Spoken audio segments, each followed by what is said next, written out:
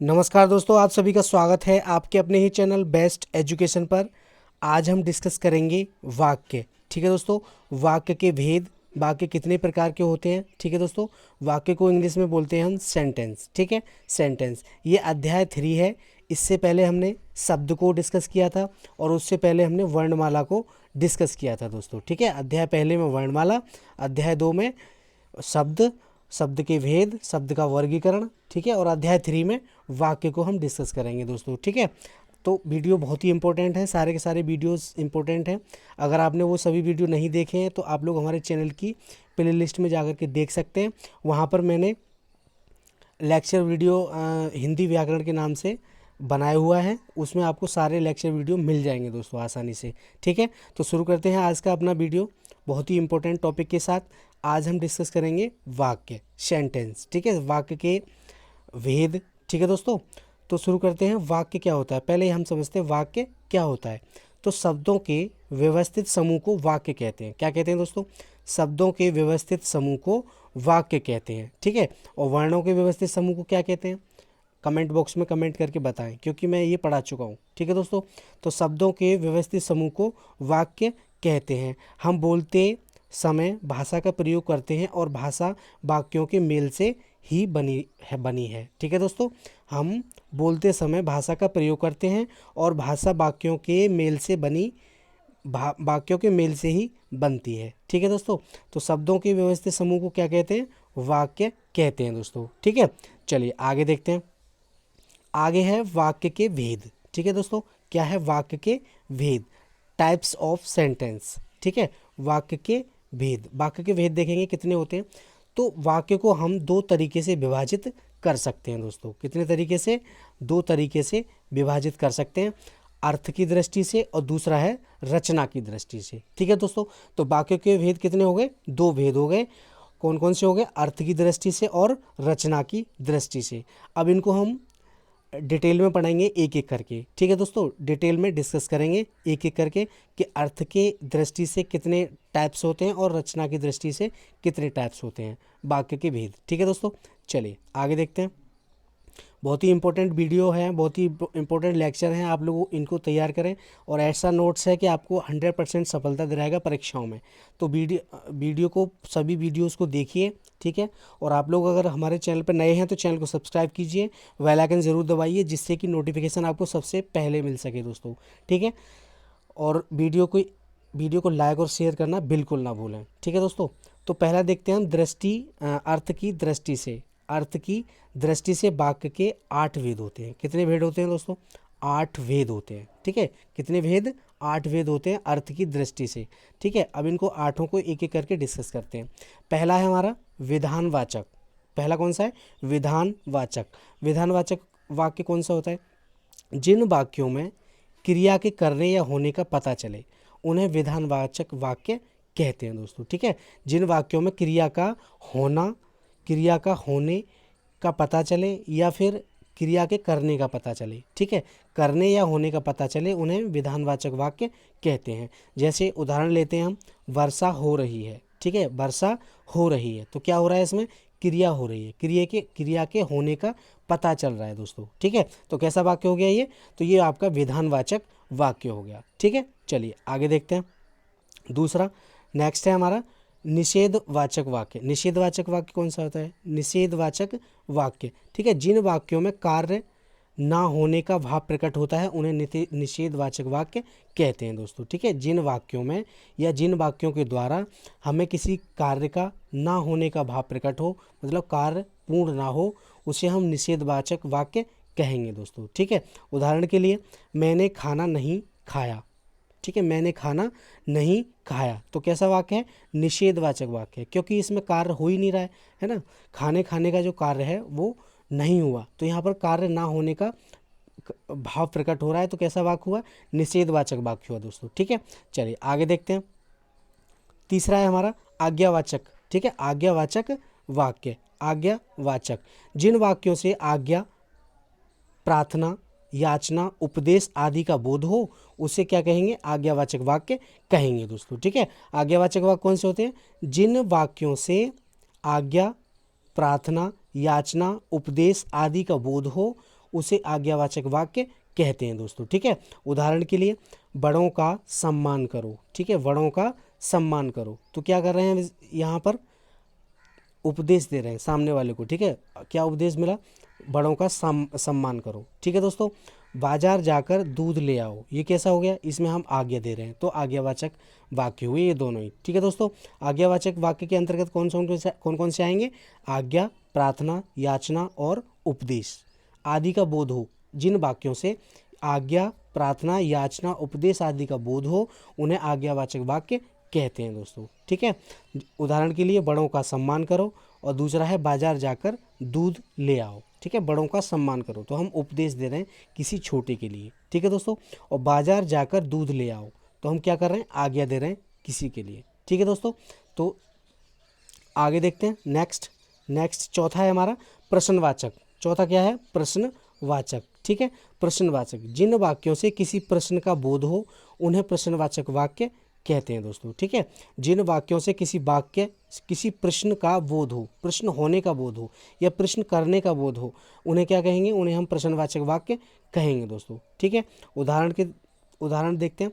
तुम कौन सी पुस्तक पढ़ रहे हो। ठीक है, तुम कौन सी पुस्तक पढ़ रहे हो, तो क्या कर रहे हैं हम, इसमें हम प्रश्न कर रहे हैं दोस्तों। ठीक है, क्या कर रहे हैं, प्रश्न, तो इस वाक्य में प्रश्न होने का बोध हो रहा है, तो कैसा वाक्य हुआ, प्रश्नवाचक वाक्य हुआ दोस्तों। ठीक है, तुम कहाँ जा रहे हो, तुम कहाँ जा रहे हो, तो इस वाक्य में भी हम क्या कर रहे हैं, प्रश्न कर रहे हैं दोस्तों। ठीक है, किसी से हम प्रश्न कर रहे हैं, तो कैसा वाक्य हो गया, प्रश्नवाचक वाक्य हो गया। चलिए नेक्स्ट देखते हैं, पांचवा है विस्मयवाचक वाक्य। विस्मयवाचक वाक्य, ठीक है, जिन वाक्यों से आश्चर्य, घृणा, क्रोध, शोक आदि भावों का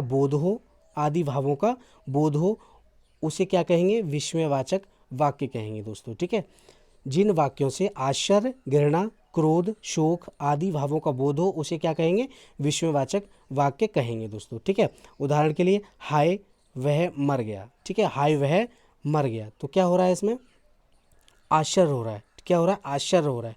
ठीक है, तो कैसा हो गया, विस्मयवाचक वाक्य हो गया। अरे तुम कब आए, दूसरा उदाहरण है, अरे तुम कब आए, तो क्या हो रहा है, आश्चर्य हो रहा है, इसमें भी तो आश्चर्य हो रहा है दोस्तों। ठीक है, तो कैसा हो गया, विस्मयवाचक वाक्य हो गया दोस्तों। ठीक है, हाय वह मर गया, तो इसमें शोक पैदा हो रहा है। ठीक है, और इसमें दूसरे वाले में हाय तुम कब आए, आश्चर्य हो रहा है। ठीक है दोस्तों, तो कैसे वाक्य हो गया, ये आपके विस्मयवाचक वाक्य हो गए। चलिए नेक्स्ट देखते हैं। वीडियो कैसा लगा कमेंट बॉक्स में कमेंट करके ज़रूर बताएं। ठीक है दोस्तों, और वीडियो अच्छा लगे तो वीडियो को लाइक और शेयर करें दोस्तों में, चाहे आपका व्हाट्सअप ग्रुप हो या हो आपका फेसबुक ग्रुप। ठीक है दोस्तों, और चैनल पर नए हैं तो चैनल को सब्सक्राइब करें, बेल आइकन जरूर दबाएं, जिससे कि नोटिफिकेशन आपको सबसे पहले मिल सके दोस्तों। ठीक है, बहुत ही इंपॉर्टेंट नोट्स हैं, तो आप इनको ज़रूर तैयार करें, सारे के सारे वीडियो इंपॉर्टेंट हैं। और आपके लिए एक वीडियो टेस्ट की भी आती है, मॉक टेस्ट की, रोज़ाना कंटिन्यू करा रहा हूँ, उसमें 11 मॉक टेस्ट हो चुके हैं। अगर आपने वो मॉक टेस्ट नहीं किए हैं तो आप उन वीडियो को भी जाकर देखिए, आपको बहुत ही हेल्पफुल रहेंगी एग्ज़ाम की दृष्टि से, सारी की सारी वीडियो। ठीक है दोस्तों, चलिए आगे देखते हैं। छठा है हमारा संदेहवाचक वाक्य। संदेहवाचक, जिन वाक्यों में संभावना या संदेह पाया जाता है उन्हें संदेहवाचक वाक्य कहते हैं दोस्तों। ठीक है, बहुत ही सिंपल परिभाषाएं हैं, छोटी छोटी, आसानी से याद हो जाएंगी और बहुत ही इंपॉर्टेंट हैं। संदेहवाचक वाक्य, जिन वाक्यों में संभावना या संदेश पाया जाता है उन्हें संदेहवाचक वाक्य कहते हैं दोस्तों। ठीक है, उदाहरण, शायद आज शाम को बारिश होगी। शायद आज शाम को बारिश होगी, तो इसमें क्या है, संभावना जताई जा रही है। ठीक है दोस्तों, क्या जताया जा रहा है, संभावना जताई जा रही है कि आज शाम को बारिश हो सकती है, या निश्चित नहीं है यहाँ पर, ठीक है, कि होगी ही, लेकिन यहाँ पर एक संभावना जताई जा रही है कि हो सकता है, मौसम का अनुमान लगा करके हो सकता है शाम को बारिश हो, शायद शाम को बारिश हो, है ना। तो यहाँ पर क्या हो रहा है, संदेहवाचक वाक्य है ये। ठीक है, संभावना जताई जा रही है। चलिए नेक्स्ट देखते हैं। नेक्स्ट 7 है हमारा इच्छावाचक वाक्य। ठीक है, इच्छावाचक वाक्य, जिन वाक्यों से इच्छा, आशीष एवं शुभकामना आदि का ज्ञान हो उसे इच्छावाचक वाक्य कहते हैं दोस्तों। ठीक है, इच्छावाचक वाक्य, जिन वाक्यों से इच्छा, आशीष एवं शुभकामना आदि का ज्ञान हो उसे क्या कहेंगे, इच्छावाचक वाक्य कहेंगे दोस्तों। ठीक है, उदाहरण के लिए भगवान तुम्हारा भला करे, तो क्या कर रहे हैं हम, किसी को आशीष दे रहे हैं, है ना, भगवान तुम्हारा भला करे। ठीक है, दूसरा उदाहरण है, मैं तुमसे मिलना चाहता हूँ, मैं तुमसे मिलना चाहता हूँ। तो कैसा है, इसमें इच्छा प्रकट हो रही है दोस्तों, क्या हो रही है, इच्छा प्रकट हो रही है मिलने की। ठीक है, तो कैसा वाक्य हुआ, इच्छावाचक। ठीक है दोस्तों, तुम सदा खुश रहो, क्या कर रहे हैं हम, आशीष दे रहे हैं उसको, है ना, क्या दे रहे हैं, आशीष दे रहे हैं। तो कैसा हुआ, इच्छावाचक वाक्य। ठीक है, आई होप आपको समझ में आ गया होगा। चलिए नेक्स्ट है आठवां। ठीक है, आठवां है संकेतवाचक। कौन सा है दोस्तों, संकेतवाचक। जिन वाक्यों में एक क्रिया का दूसरी क्रिया पर निर्भर होता है। ठीक है, जिन वाक्यों में एक क्रिया का दूसरी क्रिया पर निर्भर होता है उन्हें क्या कहेंगे, उन्हें संकेतवाचक वाक्य कहेंगे दोस्तों। ठीक है, एक क्रिया दूसरी क्रिया पर निर्भर होती है दोस्तों। ठीक है, ऐसे वाक्य जिनमें क्या होता है, एक क्रिया दूसरी क्रिया पर निर्भर होती है उन्हें संकेतवाचक वाक्य कहते हैं। उदाहरण के लिए, परिश्रम करने से अवश्य फल मिलता है। तो परिश्रम करना एक क्रिया, तो इसमें ये हो गई, से अवश्य फल मिलता है, फल मिलता है, एक क्रिया ये हो गई। तो एक क्रिया दूसरी क्रिया पर निर्भर है यहाँ पर। तो कैसा वाक्य है दोस्तों, तो ये आपका संकेतवाचक वाक्य हो गया। ठीक है, दूसरा उदाहरण है, गर्मी होने से बारिश होती है। तो गर्मी होने से बारिश होती है, इसमें भी दो क्रियाएं हैं, गर्मी होने से बारिश होती है। तो गर्मी होना और बारिश होना, एक क्रिया दूसरी क्रिया पर निर्भर है। ठीक है दोस्तों, तो ये कैसा वाक्य हुआ, तो ये आपका संकेतवाचक वाक्य हुआ। ठीक है, आई होप आपको समझ में आ गया होगा। चलिए नेक्स्ट देखते हैं, आगे है हमारा रचना की दृष्टि से। ठीक है, रचना की दृष्टि से वाक्य के भेद। ठीक है दोस्तों, रचना की दृष्टि से हम वाक्यों को 3 भागों में बांट सकते हैं दोस्तों। ठीक है, रचना की दृष्टि से कितने भागों में बांट सकते हैं, 3 भागों में। अर्थ की दृष्टि से कितने भागों में बांटे हमने, 8 भागों में। ठीक है, 8 भागों में। ठीक है दोस्तों, अर्थ की दृष्टि से वाक्य के कितने भेद होते हैं, 8, और रचना की दृष्टि से 3 होते हैं। कौन कौन से होते हैं, सरल वाक्य, दूसरा है मिश्रित वाक्य और तीसरा है संयुक्त वाक्य। ठीक है दोस्तों, सरल वाक्य, मिश्रित वाक्य और संयुक्त वाक्य रचना की दृष्टि से। अब इनको हम एक एक करके डिटेल में डिस्कस करेंगे। पहला देखते हैं हम सरल वाक्य। सरल वाक्य क्या होता है, सरल वाक्य जिस वाक्य में केवल एक ही क्रिया पाई जाती है वह सरल वाक्य कहलाता है दोस्तों। ठीक है, जिस वाक्य में केवल एक ही क्रिया पाई जाती है वह क्या कहलाता है, सरल वाक्य कहलाता है। ठीक है, उदाहरण के लिए, मैं जाता हूँ, मैं जाता हूँ, तो इसमें क्या है, एक क्रिया है। ठीक है, वह खाना खाता है। ठीक है दोस्तों, तो इसमें भी एक क्रिया है। वह धीरे धीरे चलता है, तो इसमें भी एक क्रिया है। तो जिन वाक्यों में केवल एक ही क्रिया पाई जाती है वह कैसे वाक्य होते हैं, वह सरल वाक्य होते हैं दोस्तों। ठीक है, जैसे मैं खाना खाता हूँ, तो खाना खाना एक क्रिया हो गई। राम खाना खाता है, ठीक है, इसमें भी खाना एक क्रिया हो गई। मैं जाता हूँ, इसमें भी जाना एक क्रिया ही है। ठीक है, वह धीरे धीरे चलता है, तो चलना क्या है, एक क्रिया है, तो इसमें भी एक क्रिया है। ठीक है दोस्तों, तो तीनों वाक्य किस प्रकार के हैं, आपके सरल वाक्य हैं दोस्तों। कैसे हैं, सरल वाक्य। ठीक है, आई होप आपको समझ में आ गया होगा। आज के बाद भूलने के नहीं बिल्कुल भी। सरल वाक्य क्या होता है, जिस वाक्य में केवल एक ही क्रिया पाई जाती है वह सरल वाक्य कहलाता है दोस्तों। ठीक है, चलिए नेक्स्ट देखते हैं दूसरा है हमारा मिश्रित वाक्य। ठीक है, कौन सा है, मिश्रित वाक्य। मिश्रित वाक्य क्या होता है, जिस वाक्य में एक मुख्य वाक्य के साथ, ठीक है, जिस वाक्य में एक मुख्य वाक्य के साथ एक या एक से अधिक उपवाक्य जुड़े हों। मतलब एक तो मुख्य वाक्य होगा और उसके साथ में एक या उससे अधिक उपवाक्य जुड़े हों। एक भी हो सकता है, दो भी हो सकता है, 3 भी हो सकता है। ठीक है, उन्हें क्या कहेंगे, उन्हें मिश्र वाक्य कहेंगे दोस्तों। ठीक है, मिश्र वाक्य क्या होता है, जिस वाक्य में एक मुख्य वाक्य के साथ एक या एक से अधिक उपवाक्य जुड़े हों उन्हें मिश्र वाक्य कहते हैं दोस्तों। ठीक है, दूसरे शब्दों में, जब 2 या 2 से अधिक सरल या संयुक्त वाक्य किसी अधिकरण, किसी व्यधिकरण, योजक शब्द, यदि, तो, जैसा, वैसा, क्योंकि, इसलिए, यद्यपि, तथापि, कि आदि से जुड़े हों, इन शब्दों से जुड़े हों कोई 2 या 2 से अधिक वाक्य, ठीक है, तो वो आपके मिश्रित वाक्य कहलाएंगे दोस्तों। ठीक है, उदाहरण के लिए, जैसे ही मेरा गाना ख़त्म हुआ वैसे ही खूब सारी प्रशंसा हुई। तो यहाँ पर वैसे क्या है, वैसे क्या है हमारा, ये योजक शब्द है, इससे हमारे 2 वाक्य जुड़ रहे हैं दोस्तों। ये मेन वाक्य हो गया, जैसे ही मेरा गाना ख़त्म हुआ वैसे ही खूब सारी प्रशंसा हुई, ये आपका उपवाक्य हो गया। ठीक है, तो एक मेन वाक्य से दूसरा उपवाक्य जुड़ रहा है और योजक शब्द से जुड़ रहा है, वैसा, वैसे। ठीक है, तो ये कैसा हो गया आपका, तो ये आपका मिश्र वाक्य हो गया दोस्तों। ठीक है, चलिए तीसरा देखते हैं, और इस वीडियो का लास्ट तीसरा है संयुक्त वाक्य। संयुक्त वाक्य कौन से होते हैं? संयुक्त वाक्य जिन वाक्यों में मुख्य वाक्य और उपवाक्य किसी संयोजक अवयवों द्वारा जुड़ते हैं उन्हें संयुक्त वाक्य कहते हैं दोस्तों। ठीक है, संयुक्त वाक्य क्या होता है?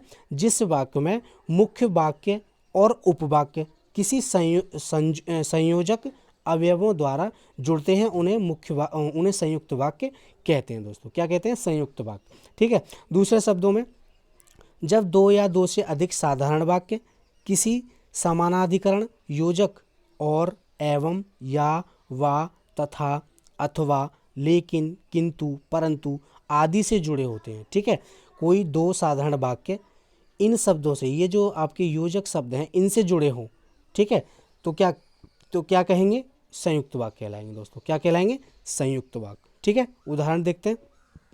उदाहरण है, श्याम के आते ही बच्चे हंसने लगे और तालियां बजाने लगे। ठीक है दोस्तों, श्याम के आते ही बच्चे हंसने लगे और तालियां बजाने लगे। तो और यहाँ पर क्या है? इस वाक्य में और क्या है? संयोजक हुआ, जो दो वाक्यों को जोड़ रहा है दोस्तों। ठीक है, और क्या हुआ हमारा? और जो हो गया हमारा, ये संयोजक हो गया। मतलब संयोजक का काम होता है दो चीज़ों को जोड़ना। ठीक है दोस्तों, अब यहाँ पर क्या हो रहा है? दो वाक्यों को जोड़ रहा है ये और। ठीक है, तो कैसा वाक्य हुआ आपका? तो ये आपका संयुक्त वाक्य हुआ दोस्तों। ठीक है, तो ये थे आपके वाक्य, सेंटेंस। इसको हमने एक ही वीडियो में ख़त्म किया है। ठीक है दोस्तों, तो वाक्य के भेद तो हमने कितना सीखा? अर्थ की दृष्टि से वाक्य के भेद कितने होते हैं? 8 होते हैं। ठीक है दोस्तों, कितने होते हैं? 8। और रचना की दृष्टि से हमारे 5 होते हैं, 3 होते हैं, सॉरी। ठीक है, कितने होते हैं? 3। अर्थ की दृष्टि से कौन कौन से होते हैं? अर्थ की दृष्टि से होते हैं हमारे विधानवाचक, निषेधवाचक, आज्ञावाचक, प्रश्नवाचक, विस्मयवाचक, संदेहवाचक, इच्छावाचक और संकेतवाचक। ये हमारे कितने हो गए? ये हमारे 8 प्रकार हो गए, 8 भेद हो गए अर्थ की दृष्टि से। ठीक है दोस्तों, और रचना की दृष्टि से होते हैं हमारे 3। कौन कौन से होते हैं? सरल वाक्य, मिश्रित वाक्य और संयुक्त वाक्य। ठीक है, सरल वाक्य, मिश्रित वाक्य और संयुक्त वाक्य। ठीक है दोस्तों, तो ये थे आपका वाक्य, सेंटेंस, वाक्य के भेद। ठीक है, तो वीडियो कैसा लगा कमेंट बॉक्स में कमेंट करके ज़रूर बताएं। और ये नोट्स आपको बहुत ही बेनिफिट होगा आपके लिए, चाहे आप यूपीएसआई की एग्ज़ाम दे रहे हैं या लेखपाल का एग्ज़ाम दे रहे हैं या यूपी पुलिस का एग्ज़ाम दे रहे हैं या कहीं भी दिल्ली पुलिस का एग्ज़ाम दे रहे हैं, CTET, UP TET, super TET, है ना, आर टेट, जितने भी एग्ज़ाम हैं, सारे के सारे एग्ज़ाम्स के लिए आपके लिए ये सारे वीडियोस हेल्पफुल हैं। तो सभी वीडियोस को देखिएगा, और चैनल पर नए हैं तो चैनल को सब्सक्राइब करो, बेल आइकन ज़रूर दबाओ, जिससे कि नोटिफिकेशन आपको सबसे पहले मिले। ठीक है दोस्तों, और आप लोग टेस्ट सीरीज चल रही है, टेस्ट भी लगा सकते हैं। सारे के सारे टेस्टों की, एक मॉक टेस्टों की मैंने प्लेलिस्ट बनाया हुआ है मॉक टेस्ट की, तो आप उनको भी आसानी से देख सकते हैं दोस्तों। ठीक है, तो वीडियो कैसा लगा, वीडियो के कमेंट बॉक्स में कमेंट करना बिल्कुल ना भूलें। वीडियो अच्छा लगा तो वीडियो को लाइक और शेयर करें, और चैनल पर नए हैं तो चैनल को सब्सक्राइब करें, बेल आइकन ज़रूर दबाएं, जिससे कि नोटिफिकेशन आपको सबसे पहले मिल सके दोस्तों। ठीक है, तो चलिए मिलते हैं अगली वीडियो में, तब तक के लिए जय हिंद, जय भारत, धन्यवाद दोस्तों।